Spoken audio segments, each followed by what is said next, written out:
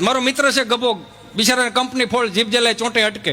આમ ગોફણીઓ કરતો કરતો આવ્યો ને આખો રૂમ ભરેલો ને સાહેબ બોર્ડમાં ભણાવે. સાહેબે કીધું ગભા આપણે નિહાળનો ટાઈમ 7 વાગ્યાનો 10 વાગે થોડું નહીં આવવાનું. જૂનું બાંધકામ ને તો ઉપરથી ઝીણી ઝીણી કાંકરીયું ઘરે સમજા. વેલો આવતો જા એવું કીધું ને તો ગભો કે હું વેલો આવું કે મોડો આવું. નિહાળના ટાઈમે નિહાળ ચાલુ કરી દેવાની સાહેબ, મારે વેલા મોટું થાય. પણ કે 3 દિવસથી ઇતિહાસ ભણાવું છું, કોની પાસે ઇતિહાસ ભણવા દે? શું લખીશ પેપરમાં?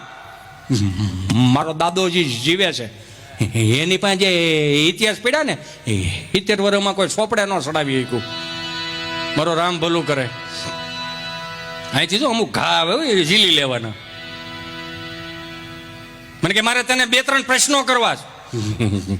ઉતાવળ રાખો, 12:30 વાગવા આવ્યા.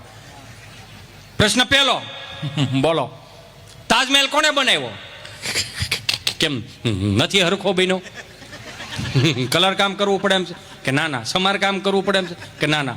અમારા બાપના હાથ પેઢીના ફોટા અહીંયા તાજમહેલમાં લાગે એમ કે ના? તો 3 પેઢી ઉપાડા હે ના લીધા, જોઈન બી આવો ને. પણ કે અમારે ઉપરથી ભણાવવાનું આવે ને એટલે ભણાવવું પડે. કે ભણાવવાનું જ આવતું હોય તો અમીરસિંહ ગોહિલનું ભણાવો, મહારાણા પ્રતાપનું ભણાવો, છત્રપતિ શિવાજીનું ભણાવો, ઝાંસીની રાણીનું ભણાવો, ભગતસિંહનું ભણાવો, સુભાષચંદ્ર બોઝનું ભણાવો. પણ કે ઉપરથી આવે એવું થાય તો આ ગભો એ હોય કે હવે બધું આવશે. બાનો ભાઈઓ. પ્રશ્ન બીજો કે બોલો બાટલો ને બાટલીમાં શું પહેર? કે કેમ દાંત કાઢે છે? કે પ્રશ્ન વજન વાળો છે.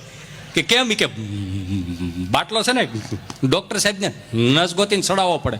બાટલી તો સેટી પડી હોય તો સેટ જ કરી રાખે, આપણે નજીક જવું પડે તો થોડુંક કોટા મારી. પ્રશ્ન ત્રીજો બોલો પિતા એટલે શું? પિતા એટલે કે ઈ પીવી હાલે, આપણે પીવી ન હાલે. પ્રશ્ન ચોથો બોલો એવું કયું પક્ષી છે જે ઝડપથી ઉડે? સીટું છે, ઉતાવળે ઉડે. મારો રામ ભલું કરે.